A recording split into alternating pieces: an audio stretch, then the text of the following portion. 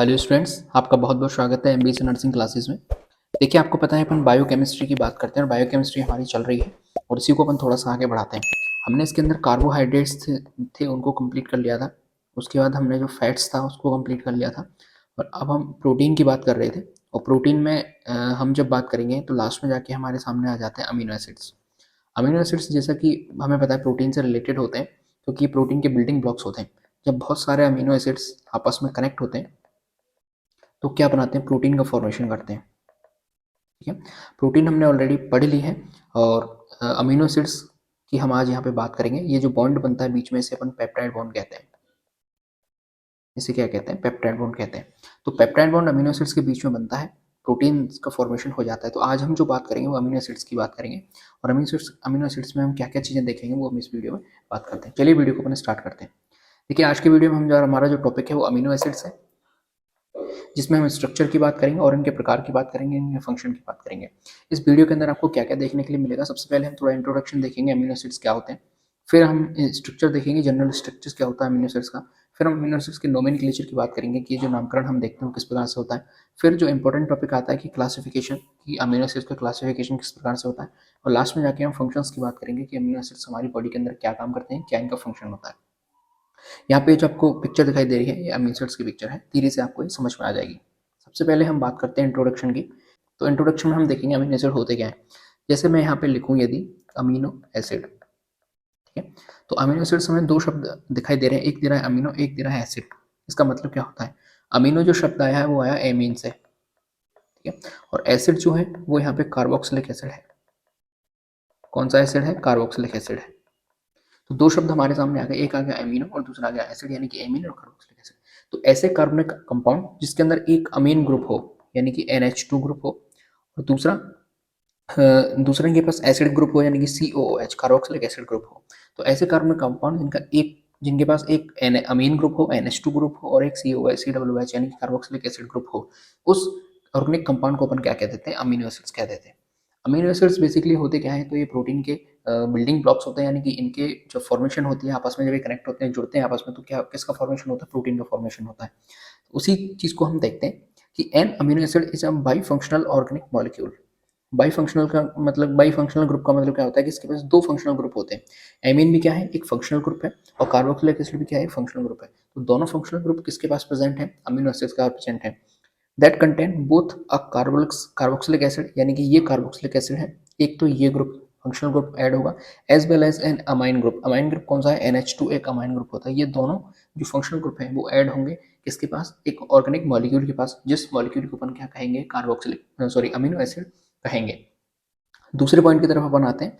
तो amino acid derived from proteins, यानी कि अमीनो एसिड किससे डेराइव होते हैं, प्रोटीन से डेराइव होते हैं। यानी प्रोटीन का जब डाइजेशन होता है, प्रोटीन जब टूटती है तो क्या बनते हैं, अमीनो एसिड बनते हैं। या फिर हम कहें जब अमीनो एसिड जुड़ते हैं तो जुड़ के क्या बन जाती है, प्रोटीन बन जाती है। इस तरीके से होती है। Have the amino group on the alpha carbon, I alpha carbon atom next to carboxylic group. अब देखिए, यदि मैं यहाँ पे एक स्ट्रक्चर बनाने की कोशिश करूँ कार्बोक्सिलिक एसिड की, रफली यहाँ पे ये अमीन ग्रुप हमें दिखाई देगा और ये यहाँ पे हमें कार्बोक्सिलिक एसिड दिखाई देगा। अब ये क्या कह रहा है कि amino acid direct from proteins have the amine group on the alpha carbon, यानी कि अमीनो ग्रुप किसके ऊपर होगा, अल्फा कार्बन के ऊपर। अब यहाँ पे हम बात करते हैं कि अल्फा कार्बन बेसिकली होता क्या है, तो जिस कार्बन के ऊपर फंक्शनल ग्रुप जुड़े हुए होते हैं वो कार्बन क्या कहलाता है, अल्फा कार्बन कहलाता है। जैसे कार्बोक्सिलिक एसिड इस कार्बन से जुड़ा हुआ है तो ये कौन सा हो गया, अल्फा कार्बन जुड़ा हुआ, अल्फा कार्बन हो गया। और अल्फा कार्बन भी क्या जुड़ा हुआ है, NH2 ग्रुप जुड़ा हुआ है। ठीक है, amino acid are the building blocks of protein. ये मैंने आपको बता दिया कि जब अमीनो एसिड्स बहुत सारे आपस में कनेक्ट होते हैं और बॉन्ड कौन सा बनता है, पेप्टाइड बॉन्ड बनता है। पेप्टाइड बॉन्ड के फॉर्मेशन से, कनेक्शन से क्या बनते हैं, प्रोटीन्स का फॉर्मेशन होता है, बिल्डिंग ब्लॉक्स होते हैं, यानी ब्लॉक्स बनते हैं अमीनो एसिड्स के और ये प्रोटीन का फॉर्मेशन करते हैं। आगे बढ़ते हैं, देखिए देयर आर 300 अमीनो एसिड्स, यानी कि हमारी नेचर के अंदर हम यदि बात करें तो 300 अमीनो एसिड्स प्रेजेंट हैं आज के टाइम में। लेकिन उनमें से केवल 22 अमीनो एसिड्स ऐसे हैं जो कि स्टैंडर्ड अमीनो एसिड कहलाते हैं, यानी कि केवल 22 ऐसे हैं जो कि प्रोटीन्स के अंदर मिलते हैं। तो हम यहाँ पे देख रहे हैं कि दो प्रकार के अमीनो एसिड्स हो गए, एक तो हो गए स्टैंडर्ड अमीनो एसिड्स और दूसरे हो जाएंगे कौन से, non standard amino acids. Non standard amino acids, standard amino acids उन्हें कहेंगे जो कि प्रोटीन्स के अंदर मिलेंगे, कॉमनली अकर्स होते हैं, प्रोटीन्स के अंदर मिलते हैं।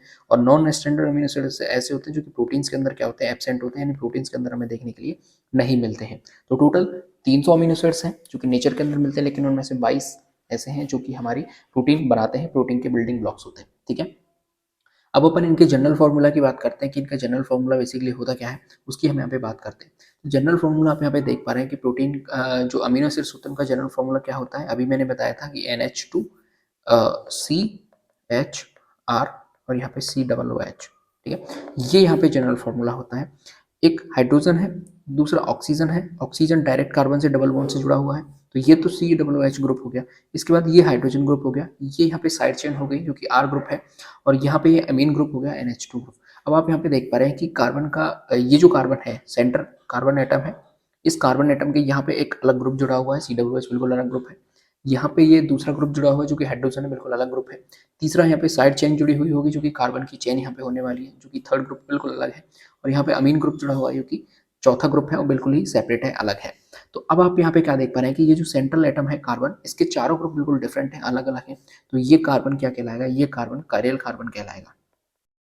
ठीक है, कौन सा कार्बन कहलाएगा, कारेल कार्बन यहाँ पे कहलाएगा।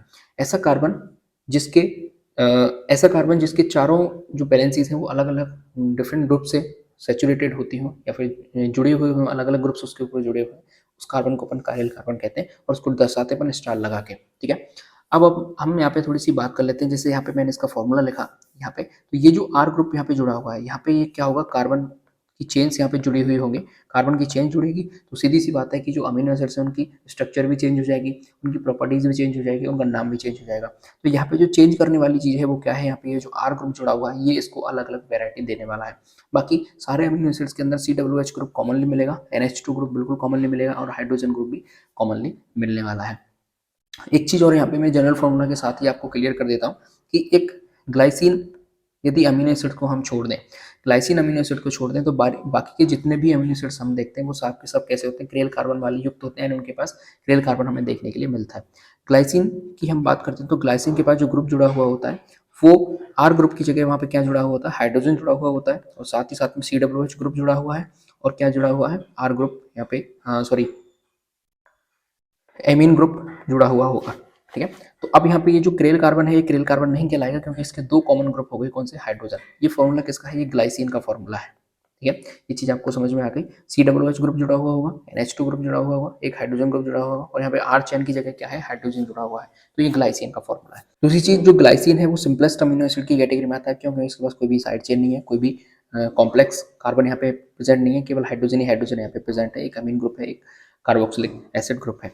ये जो फॉर्मूला हमें दिखाई दे रहा है ये डायरेक्ट फार्मूला के फॉर्म है। यदि हम इसको आयन के रूप में चेंज करना चाहें, यानी कि हमें इस पर चार्ज शो करना हो, तो हम किस तरीके से करेंगे, जैसे ये कार्बन है, यहाँ पे हमने इससे हाइड्रोजन जोड़ दिया, यहाँ पे ये हमने हाइड्रोजन जोड़ दिया, या फिर हम इसे R ही शो कर देते हैं। ठीक है, अपन इसे क्या बना लेते हैं, R ही बना लेते हैं यहाँ पे।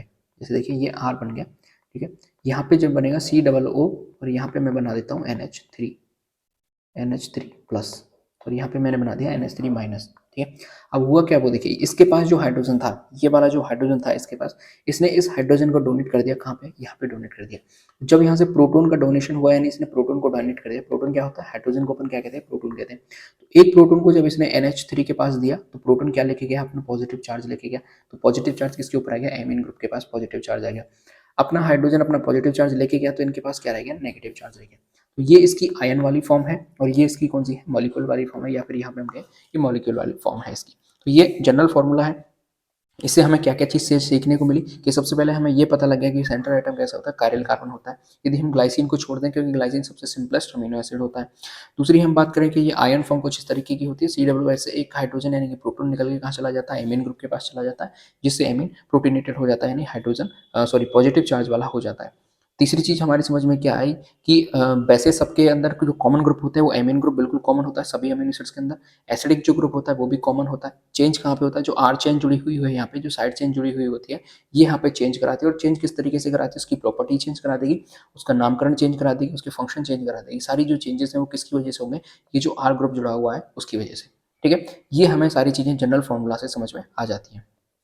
आगे अपन बढ़ते हैं। देखिए, the process of making proteins is called translation. आपको पता है ट्रांसक्रिप्शन और ट्रांसलेशन की जो होती है, तो प्रोटीन्स का जो फॉर्मेशन होता है वो किस प्रोसेस के द्वारा होता है, तो वो ट्रांसलेशन के द्वारा होता है। And involve the step by step addition of amino acid to growing protein chain by a ribosome that is called ribosome. Ribosome जो सेल ऑर्गेनिज है वो आता है और आने के बाद क्या करता है, वहाँ से जो प्रोटीन अमीनो एसिड्स होते हैं उनको खींच के लाता है और आपस में जोड़ने का काम करता है। जोड़ के क्या बन जाती है, प्रोटीन की चेन बन जाती है, प्रोटीन का फॉर्मेशन हो जाता है।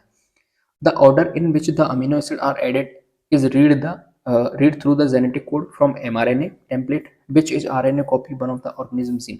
इस पिक्चर के अंदर, डायग्राम के अंदर मैं आपको समझाऊंगा कि ये कहना क्या चाह रहा है। ये हमारे सामने एक mRNA की टेम्पलेट है और mRNA की टेम्पलेट कहाँ से आई है, ये एक RNA की कॉपी है और उस RNA के अंदर किसी ऑर्गेनिज्म के जीन प्रेजेंट है। ऑर्गेनिज्म के जीन है तो सीधी सी बात हमारे सामने क्या होगा, यहाँ पे जेनेटिक इन्फॉर्मेशन कोडेड होगी। ठीक है, इसके अंदर जेनेटिक इन्फॉर्मेशन कोडेड थी। जेनेटिक इन्फॉर्मेशन का मतलब क्या होता है कि यहाँ पे उन प्रोटीन्स का जिक्र होगा, उन प्रोटीन्स के कोड यहाँ पे छुपे हुए होंगे जिन प्रोटीन का फॉर्मेशन हमें वहाँ पे सेल के अंदर जरूरत पड़ती है किसी भी सेल के लिए। उन प्रोटीन्स के कोड यहाँ पे लिखे हुए हैं इस mRNA की टेम्पलेट के, RNA की टेम्पलेट के अंदर। अब उस RNA ने अपनी कॉपी बनाई, रेप्लिकेशन किया, RNA ने अपनी कॉपी बना ली किसी mRNA मैसेंजर RNA से। ठीक है, अब क्या होगा, इसके पास जैसे यहाँ पे जो कोड लिखा हुआ है, ट्रिपलेट होते हैं कोड, आपको पता होगा जेनेटिक कोड ट्रिपलेट होते हैं, AUG लिखा हुआ है। अब इसका जो सिमिलर होगा कोड वो कौन सा होगा, UAC होगा, UAC वाला कोड होगा इसका। ठीक है, अब देखिए ये राइबोसोमल, ये आपको जो दिखाई दे रहा है ये क्या है, राइबोसोम है और राइबोसोम की ये लार्ज सब राइबोसोमल सब यूनिट है और ये राइबोसोम की स्मॉल राइबोसोमल सब यूनिट है। बीच में क्या फंसा हुआ है, ये mRNA की टेम्पलेट जो आपको बैंगनी कलर की दिखाई दे रही है, mRNA की टेम्पलेट बीच में फंसी हुई है। इसके अंदर ये जो कोडेड आपको दिखाई दे रहे हैं AUG, UGG, UC, ये क्या है, ये जेनेटिक इन्फॉर्मेशन के कोडेड है। इनसे हमें ये पता चल रहा है कि कौन सी प्रोटीन बनेगी, कौन सा अमीनो एसिड बनेगा। अब क्या होगा वो चीज़ समझिए, ये इसकी साइट है, ये A साइट है, ये P साइट है, ये E साइट है। ठीक है, अब tRNA होता है जिसे अपन कहते हैं ट्रांसफर RNA। ट्रांसफर आरएनए क्या करेगा, यहाँ से सबसे पहले प्रोसेस होगी, जो कोडोन है, कोड जैसे इस कोड यहाँ पे हमें पता चला कि UAG कोड है हमारे सामने। ठीक है, दूसरा कोड हमारे सामने क्या है, UGG कोड आया। अब इस कोड से रिलेटेड एक tRNA जाएगा, tRNA को पता लगेगा कि ACC वाला कोड हमें छांट के लाना है और ACC से क्या जुड़ा हुआ है, ट्रिप्टोफैन अमीनो एसिड जुड़ा हुआ है। इस अमीनो एसिड को ये tRNA खींच के ला रहा है। खींच के लाने के बाद इस A साइड से इसको क्या करा देगा, यहाँ पे एंटर करा देगा। एंटर करा देने के बाद ये यहाँ पे ACC बन जाएगा। ठीक है, ACC UGG से जुड़ जाएगा। जुड़ जाने के बाद इस E साइड से यहाँ पे एग्जिट हो जाएगा और एग्जिट हो जाने के बाद यहाँ पे प्रोटीन की जो चेन है वो बनती हुई चली जाएगी। इस तरीके से प्रोटीन की चेन आगे की तरफ बढ़ती हुई चली जाएगी। इस प्रोसेस को अपन क्या कहते हैं, ट्रांसलेशन कह देते हैं। ठीक है, इस प्रोसेस को अपन ट्रांसलेशन कह देते हैं। इस तरीके से जो mRNA की टेम्पलेट है उससे जो प्रोटीन का फॉर्मेशन है वो होता रहता है। ठीक है, आगे बढ़ते हैं। अब अपन नोमेनक्लेचर की तरफ बढ़ते हैं। तो यहाँ से हमें इसका नामकरण पता लगेगा कि यदि हमें अमीनो एसिड का नामकरण करना है तो किस तरीके से हमें करना होगा। तो ऑल अमीनो एसिड है ट्राइबल नेम्स, यानी कि इनके छोटे छोटे नाम होते हैं। ट्रिपलेट के फॉर्म में इनके नाम होते हैं, जैसे ग्लाइसिन का नाम शॉर्ट फॉर्म में लिखेंगे G, और एक इनका सिंगुलर फॉर्म में भी नाम होता है, जैसे मैंने G से डिनोट कर दिया, और एक ट्रिपलेट के फॉर्म में भी होता है जिसे GLY से डिनोट करते हैं और एक G से भी डिनोट करते हैं। और ये अमीनो एसिड कौन सा है, ये ग्लाइसिन है। कौन सा अमीनो एसिड है, ग्लाइसिन। ग्लाइसिन के दो नाम हो गए, एक GLY हो गया जो 3 कोड के रूप में है और एक G हो गया जो कि सिंगल के रूप में। ठीक है, फॉर एग्जाम्पल हम बात करते हैं जैसे NH2CH2COOH, इसका नाम क्या है, ग्लाइसिन है। अब हम इसे ग्लाइसिन कह रहे हैं बजाय किसके कि ये अमीनो एसिटिक एसिड है। जैसे यहाँ पे ये एसिटिक एसिड का फॉर्मूला हो गया यहाँ तक और इसके पास एक अमीन ग्रुप जुड़ा हुआ है, तो अपन इसे यदि IUPAC नोमेनक्लेचर की बात करते हैं तो अपन इसे क्या कहेंगे, अमीनो एसिटिक एसिड कहेंगे। लेकिन हम यहाँ पे अमीनो एसिड की बात कर रहे हैं तो अपन ने इसका क्या नाम दे दिया, ग्लाइसिन, इसको नामकरण कर दिया। और इसका यदि हम डिनोट करेंगे तो किससे करेंगे, या तो GLY से करेंगे या फिर G से इसको डिनोट करेंगे। ये चीज़ आपको समझ में आ गई। These tribal names usually reflect the properties of that compound और इट्स सोर्स, यानी ये जो ट्राइबल नेम है, जो छोटे छोटे नाम है इनके, या जो प्राचीन नाम इनको दिए जा रहे हैं वो इनकी प्रॉपर्टीज को शो करते हैं या फिर इनके जो सोर्स हैं उसको शो करते हैं। जैसे एग्जांपल की बात करते हैं, ग्लाइसिन को एग्जांपल के फॉर्म में ले लेते हैं। ग्लाइसिन हैज स्वीट टेस्ट, यानी कि ग्लाइसिन एक मीठा टेस्ट में होता है। अब हम बात करते हैं तो ग्रीक लैंग्वेज होती है, उसमें ग्लाइकोज का मतलब क्या होता है, स्वीट। ठीक है, ग्लाइकोज का मतलब होता है स्वीट, तो हमने इसका नाम ही क्या कर दिया, ग्लाइसिन, यहाँ पे इसका नाम इंग्लिश के अंदर ट्रांसलेट कर दिया। ऐसे ही एक अमीनो एसिड है टायरोसिन। टायरोसिन जो है वो फर्स्ट ऑब्टेन्ड फ्रॉम चीज, चीज से इसको सबसे पहले ऑब्टेन किया गया था, निकाला गया था। तो ग्रीक लैंग्वेज में टायरोस का मीन्स क्या होता है, चीज, तो इससे हमने इसका नाम क्या रख दिया, टायरोसिन रख दिया। ठीक है, ये इसका नोमेनक्लेचर किस प्रकार से चलता है, 20 अमीनो एसिड्स का नाम इसी प्रकार से रखा गया है। ठीक है, जैसे यहाँ पे आप दोबारा से एक बार समझ लीजिए, जैसे ये कार्बोक्सिलिक ग्रुप है, ठीक है, ये R ग्रुप है, ये अमीन ग्रुप है और यहाँ पे हाइड्रोजन है, ये अमीनो एसिड की स्ट्रक्चर होगी। आगे बढ़ते हैं, अपन इंपॉर्टेंट की तरफ आते हैं। सबसे ज्यादा इंपॉर्टेंट है वर्गीकरण, यानी कि हम यहाँ पे क्लासिफिकेशन की बात कर रहे हैं।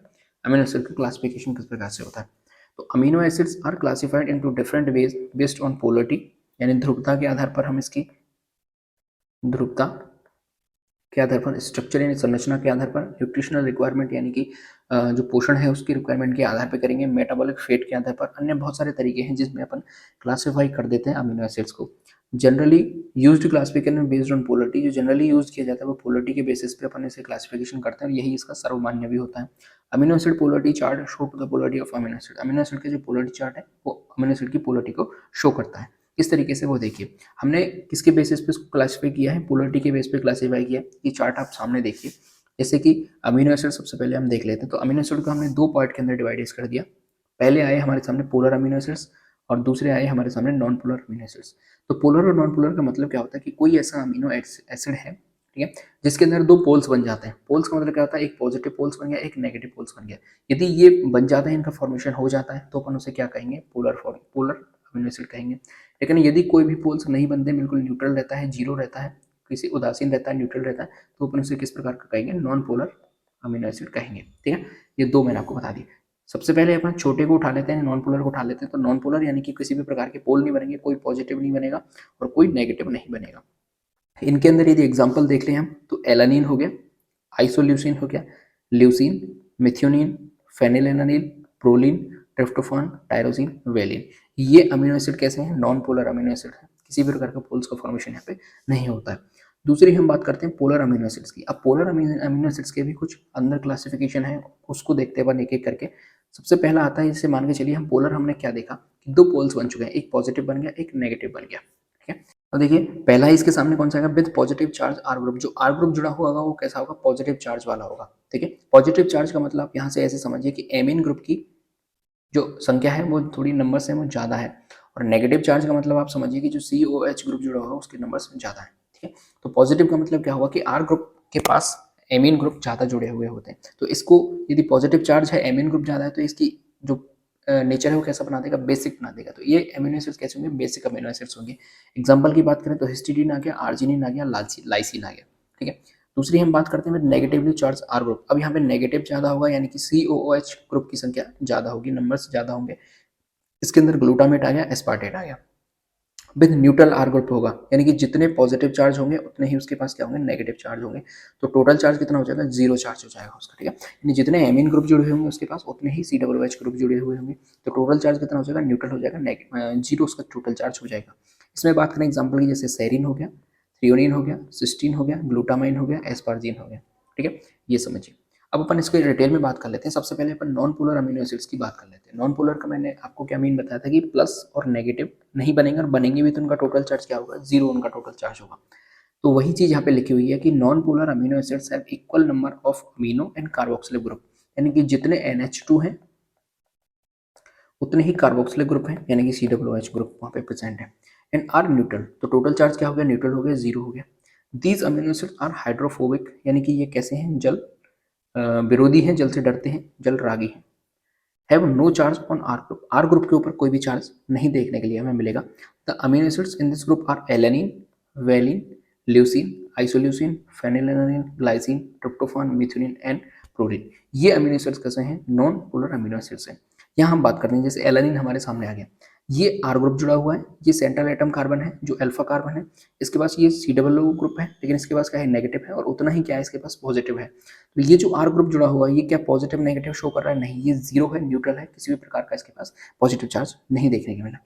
इसी तरीके से हम वेलिन की बात करते हैं, जितना यहाँ पे NH3 पॉजिटिव है उतना ही यहाँ पे COO नेगेटिव है। आर ग्रुप है, बिल्कुल 0 है, उदासीन है, कोई भी इसके पास चार्ज नहीं है। इसी तरीके से यहाँ पे जो आर ग्रुप जुड़ा हुआ है इसके पास भी चार्ज कोई नहीं है, 0 है। और ये कौन सा है, ल्यूसिन का यहाँ पे फॉर्मूला है, जितने COO है उतना ही क्या है, NH3 पॉजिटिव है। तो ये नॉन पोलर अमीनो एसिड्स हमारे सामने आ गया। दूसरे अपन बात करते हैं polar amino acids with no charge, यानी कि यहाँ पे पोल्स तो बनेंगे लेकिन उनके पास जो टोटल चार्ज होगा वो क्या होगा, 0 होगा। These amino acids do not have any charge on R group, R group के पास कोई भी चार्ज नहीं होगा। These amino acids participate in hydrogen bonding of protein structure, यानी कि ये जो प्रोटीन स्ट्रक्चर होते हैं उसके हाइड्रोजन बॉन्डिंग में, फॉर्मेशन में काम आते हैं, ये इंपॉर्टेंट चीज है। The amino acids in this group are serine, threonine, tyrosine, cysteine, glutamine and asparagine.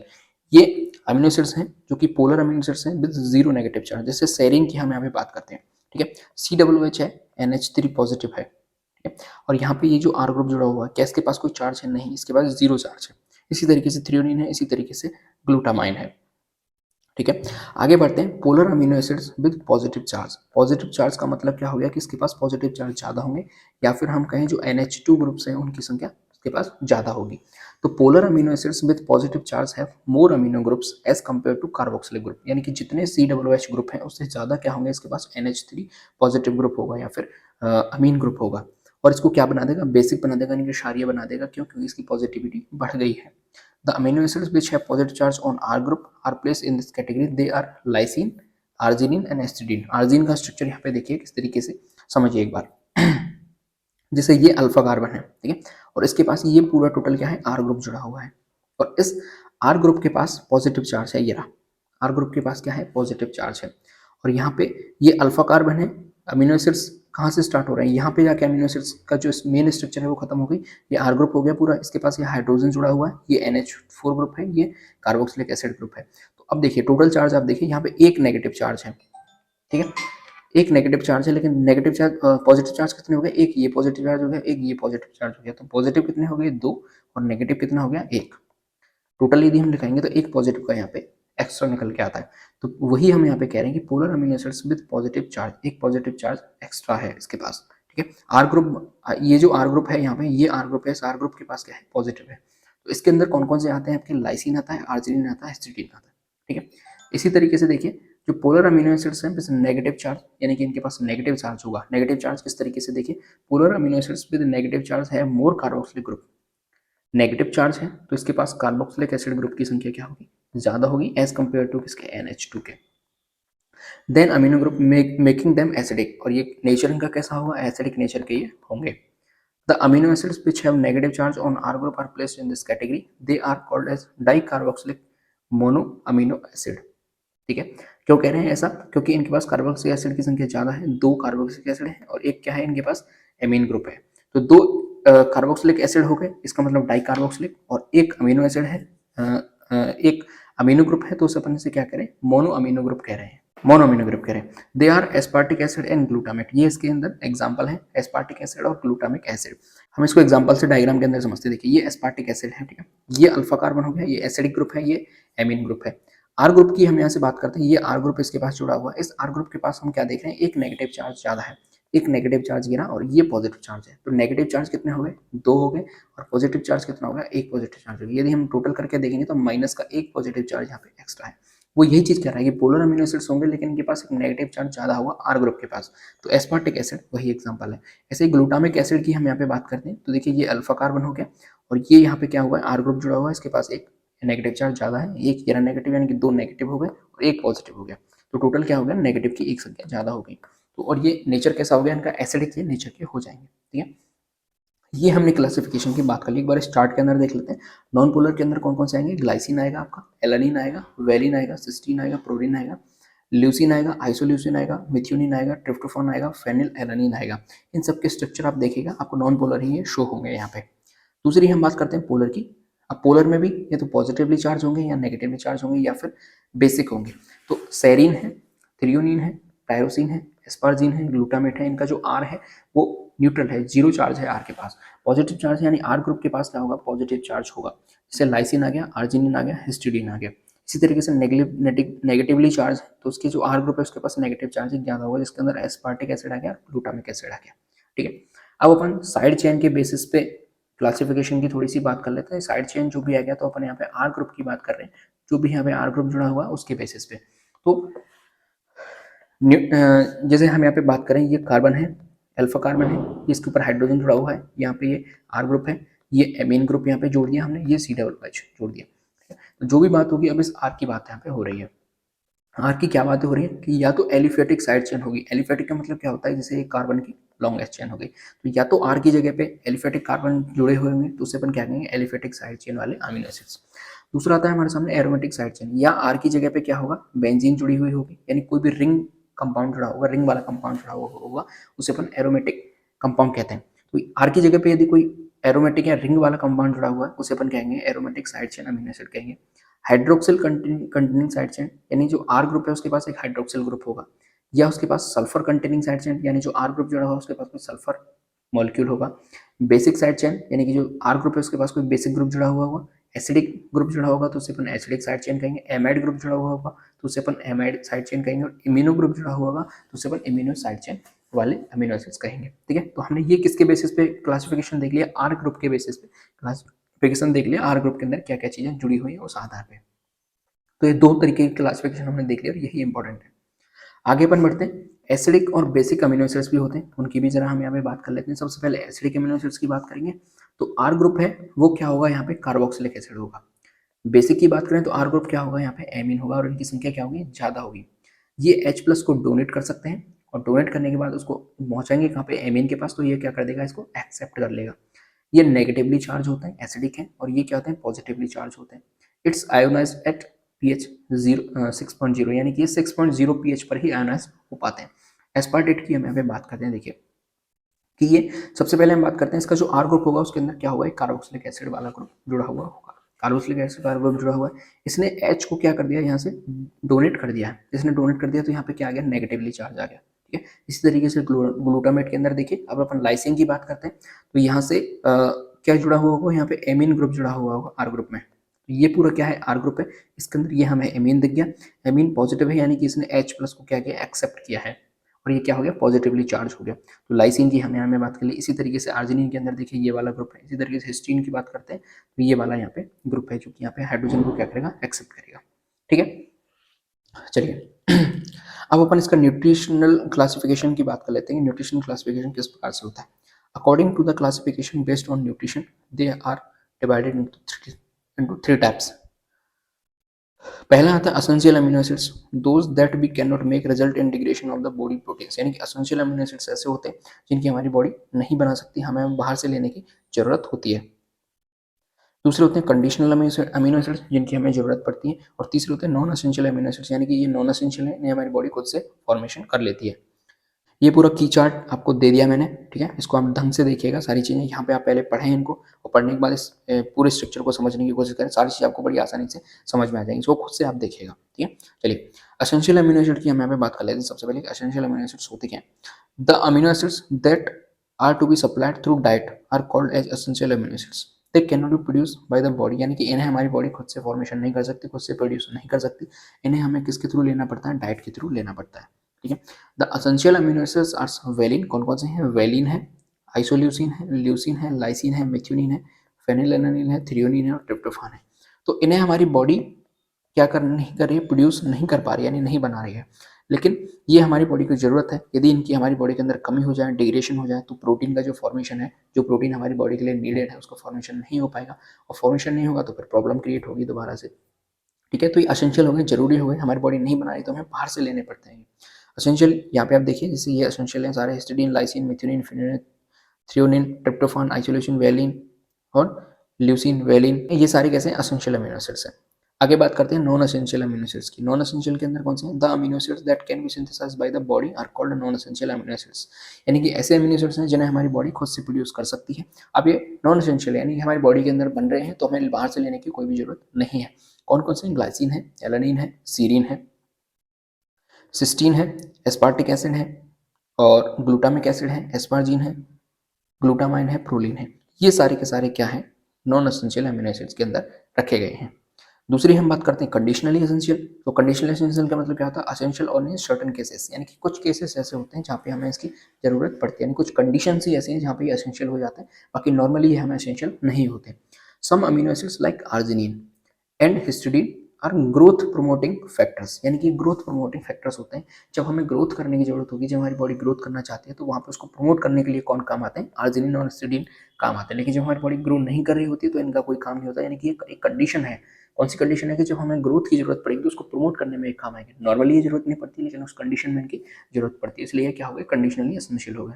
They are not synthesized in sufficient amount during growth, so essential in growing children, pregnancy and lactation, यानी कि किसके लिए essential है ये, growing children के लिए, pregnancy pregnant women के लिए, या फिर लैक्टेशन के टाइम पे एसेंशियल होते हैं, बाकी नॉर्मली ये एसेंशियल नहीं होते।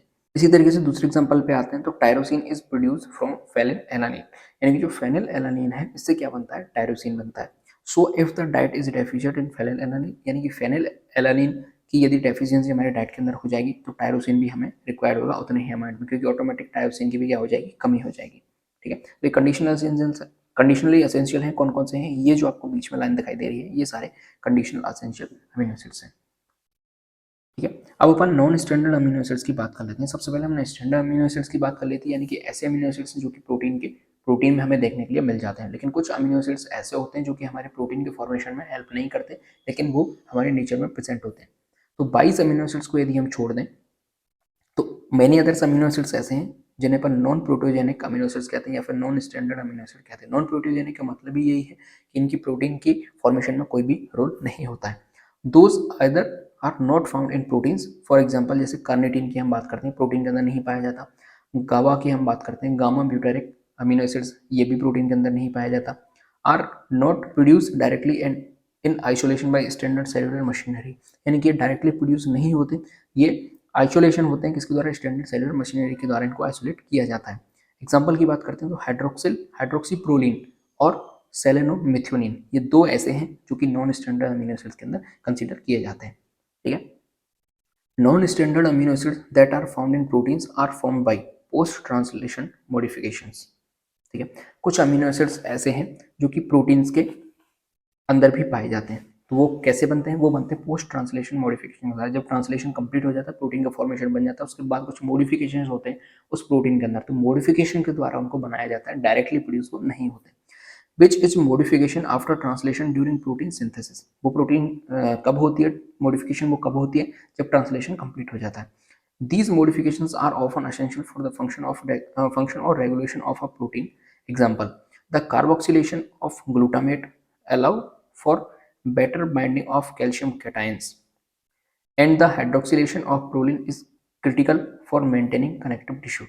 यानी कि एग्जाम्पल की हम बात करते हैं, जैसे देखिए, तो अब जो ग्लूटामेट अमीनो एसिड्स है, ठीक है, इसका क्या होगा, कार्बोक्सिलेशन होगा। यदि कार्बोक्सिलेशन हो जाता है तो ये कैल्शियम कैटायन के बेटर बाइंडिंग में क्या करता है, हेल्प करता है। ठीक है, इसी तरीके से प्रोलीन का हाइड्रोक्सिलेशन हो जाएगा, प्रोटीन का हाइड्रोक्सिलेशन हो जाएगा, तो ये किस में हेल्प करेगा, क्रिटिकल मेंटेनिंग कनेक्टिव टिश्यू, यानी कि जो क्रिटिकल कंडीशन होती है उसको मेंटेन करने के लिए, कनेक्टिव टिश्यू को मेंटेन करने के लिए किसकी जरूरत पड़ती है, प्रोलीन के हाइड्रोक्सिलेशन की जरूरत पड़ती है। तो ये क्या हो रहा है, पोस्ट ट्रांसलेशन के मॉडिफिकेशन हो रहे हैं, और ये कैसे नॉन स्टैंडर्ड अमीनो एसिड्स के अंदर इनको रखा जाता है। ठीक है, आगे देखते हैं। Some non standard amino acids are not found in proteins, यानी कि कुछ अमीनो एसिड्स ऐसे हैं जो कि प्रोटीन्स के अंदर नहीं पाए जाते। ये जो अमीनो एसिड्स थे ये कैसे थे, प्रोटीन के अंदर पाए जाते थे, ग्लूटामेट पाया जाता है, ठीक है, प्रोलीन भी पाया जाता है। इनके अंदर क्या हो रहे हैं, पोस्ट ट्रांसलेशन मॉडिफिकेशंस हो रहे हैं, यानी कार्बोक्सिलेशन हो रहा है, हाइड्रोक्सिलेशन हो रहा है। देन ये क्या बना रहे हैं, प्रोटीन के अंदर मॉडिफिकेशन के द्वारा उनमें कुछ चेंजेस ला रहे हैं, उनके फंक्शन को रेगुलेट कर रहे हैं। ठीक है, कुछ नॉन स्टैंडर्ड अमीनो एसिड्स ऐसे होते हैं जो कि प्रोटीन्स के अंदर नहीं पाए जाते, वो कौन कौन से हैं, जैसे लेंथ्योनिन हो गया, 2 अमीनो आइसोब्यूटेरिक एसिड हो गया, डिहाइड्रोएलेनिन हो गया। ये कैसे हैं, प्रोटीन्स के अंदर नहीं पाए जाते। हमने 20-22 की लिस्ट देखी थी, उसके अंदर ये कहीं भी नहीं थे। And the neurotransmitter gamma amino butyric acid, इसका शॉर्ट फॉर्म क्या था, गाबा हमने पढ़ा था, ठीक है, पीछे गाबा, गाबा की फुल फॉर्म क्या होता है, gamma amino butyric acid. Non standard amino acid often occur as intermediate in the metabolic pathway for standard amino acids. ठीक है, जो स्टैंडर्ड अमीनो एसिड्स का मेटाबॉलिक पाथवे होता है, उनका डाइजेशन होता है या फिर उनका जो मेटाबॉलिज्म होता है, उसमें ये इंटरमीडिएट के फॉर्म में रोल करते हैं, इंटरमीडिएट के फॉर्म में प्रेजेंट होते हैं। जैसे फॉर एग्जांपल की बात करते हैं, ऑर्निथिन है, ठीक है, और सिट्रुलिन है। ये इंटरमीडिएट बनते हैं किसके द्वारा, जब यूरिया साइकिल चलती है। अमीनो एसिड्स का कैटाबॉलिज्म होता है, हमें बता दें कि हम प्रोटीन को कंज्यूम करते हैं, उसके अंदर नाइट्रोजन कंपाउंड है, एमीन ग्रुप प्रेजेंट है। अब उस नाइट्रोजन कंपाउंड यानी जो हमने प्रोटीन को लिया, उस प्रोटीन का क्या होगा, मेटाबॉलिज्म होगा, डाइजेशन होगा। डाइजेशन होने के बाद उसकी एमीन ग्रुप हमारी ब्लड के अंदर आ जाएगा। अब उस ब्लड को हमारी बॉडी से बाहर निकालना है, वो कैसे, किसके अंदर चेंज होगा, यूरिया के अंदर चेंज होगा। और यूरिया के अंदर चेंज होगा कौन सी साइकिल में, यूरिया साइकिल के द्वारा। उस एमीन को किसके अंदर चेंज किया जाएगा, यूरिया के अंदर चेंज किया जाएगा। तो वहां पे दो ऐसे स्टैंडर्ड अमीनो एसिड बनेंगे, कौन कौन से, ऑर्निथिन बनेगा और सिट्रुलिन बनेगा। तो वहां पे दो ऐसे इंटरमीडिएट बनेंगे, तो वहां पे दो ऐसे इंटरमीडिएट बनेंगे, एक ऑर्निथिन बनेगा, एक सिट्रुलिन बनेगा। ये हमने कहीं भी नहीं पढ़े थे, लेकिन क्या है, ये अमीनो एसिड्स हैं। कौन से, ये नॉन स्टैंडर्ड अमीनो एसिड्स के अंदर अपन इन्हें कंसीडर करते हैं। तो ये कैसे हैं, ये प्रोटीन के अंदर हमें देखने के लिए मिलते हैं, लेकिन जो मेटाबॉलिक पाथवे होते हैं उनमें ये इंटरमीडिएट की तरह काम करते हैं। ठीक है, अब अपन अमीनो एसिड्स के फंक्शन की तरफ आ जाते हैं। तो कुछ इनके नॉन प्रोटीन्स फंक्शन होते हैं। नॉन प्रोटीन फंक्शन कौन कौन सा है, in humans non protein amino acids also have important roles as metabolic intermediates. अभी पीछे हम पढ़ के आए हैं। Such as in the biosynthesis of neurotransmitter gamma aminobutyric acid, GABA के जो एक न्यूरोट्रांसमीटर है उसके बायोसिंथेसिस में हेल्प करते हैं। Many amino acids are used to synthesize other molecules. For example की बात करते हैं जैसे ट्रिप्टोफान है, is a precursor of neurotransmitter serotonin. तो सेरोटोनिन जो न्यूरोट्रांसमीटर है उसका प्रिकर्सर कौन होता है? ट्रिप्टोफान होता है। ठीक है, इसी तरीके से जो टायरोसिन है ये किसका प्रिकर्सर है? न्यूरोट्रांसमीटर डोपामिन का। डोपामिन जो कि एक हैप्पी हार्मोन है उसका प्रिकर्सर कौन है? टायरोसिन है। ऐसे ही ग्लाइसिन है, is a precursor of porphyrin such as heme. Heme जो होता है पोरफायरिन रिंग हमारे ब्लड के अंदर पाई जाती है, उसका प्रिकर्सर कौन होता है? ग्लाइसिन होता है। तो ये कैसे इनके फंक्शन है? नॉन प्रोटीन फंक्शन है, इनकी प्रोटीन में कोई भी इनकी रोल नहीं है। अब प्रोटीन फंक्शन की हमें बात करते हैं। दूसरी ऐसे ही और एग्जांपल देखिए, जैसे आर्जिनिन है, ये किसका प्रिकर्सर है? नाइट्रिक ऑक्साइड का प्रिकर्सर होता है। ऑर्निथिन है and S adenosyl methionine are precursor of polyamines. Aspartate है, ग्लाइसिन है एंड ग्लूटामाइन है आर प्रिकर्सर ऑफ न्यूक्लियोटाइड्स है। फेनिल एनानिन है, is the precursor of various phenylpropanoids which are important in plant metabolism. Plant metabolism में help होती है phenyl प्रोपिनोइड्स की, उनका प्रिकर्सर कौन होता है? फेनिल एनानिन होता है। तो ये कैसे फंक्शन है? इनके नॉन प्रोटीनियस फंक्शन है। अब अपन इनके प्रोटीन फंक्शन की बात कर लेते हैं। तो जैसे एंजाइम है, कैटालिटिक प्रोटीन होती है, जैसे लैक्टेज हो गया, राइबोन्यूक्लियस हो गया, पायरुवेट डिहाइड्रोजिनेस हो गया, फिब्रेज हो गया, प्रोटीनेज हो गया, ये एंजाइम है। इस तरीके से बात करते हैं कुछ स्ट्रक्चरल प्रोटीन्स होते हैं, जैसे कोलाजिन हो गया, इलास्टिन हो गया, केराटिन हो गया। कोलाजिन हमारी स्किन के अंदर पाया जाता है, इलास्टिन हमारी स्किन के अंदर पाई जाती प्रोटीन है, और केराटिन हमारे बाल के अंदर, नाखूनों के अंदर पाई जाने वाली प्रोटीन है। रेगुलेटरी और हार्मोनल प्रोटीन्स जैसे इंसुलिन हो गया, एड्रेनलिन हो गया। ट्रांसपोर्ट प्रोटीन्स हीमोग्लोबिन हो गए, मायोग्लोबिन हो गए। जेनेटिक प्रोटीन्स न्यूक्लियोप्रोटीन्स हो गए, स्टोन प्रोटीन हो गए। इम्यूनो प्रोटीन्स के अंदर गामा ग्लोबुलिन हो गए, आईजी यानी एंटीबॉडीज जिस प्रोटीन से बनती हैं। कॉन्ट्रैक्टाइल प्रोटीन्स जैसे एक्टिन हो गया, मायोसिन हो गया, जो कि हमारे मसल्स के अंदर पाई जाती है। स्टोरेज प्रोटीन है कि जो हमारे फूड को स्टोर करके रहते हैं, जैसे जाइन हो गया, ओवल एल्बुमिन हो गया, कैसिन हो गया, ये सारी कैसे स्टोरेज प्रोटीन के फॉर्म में होती है। तो इस तरीके से हमने आज के लेक्चर के अंदर अमीनो एसिड्स को कंप्लीट कर लिया। आई होप आपको वीडियो पसंद आई हो और आपका जो अमीनो एसिड वाला चैप्टर है ये क्लियर हुआ होगा। और ज़्यादा से ज़्यादा दोस्तों के साथ वीडियो को शेयर करें। अच्छी लगी है लाइक जरूर करें, चैनल को सब्सक्राइब कर दें। देश से प्यार करें, माता पिता से प्यार करें। जय हिंद।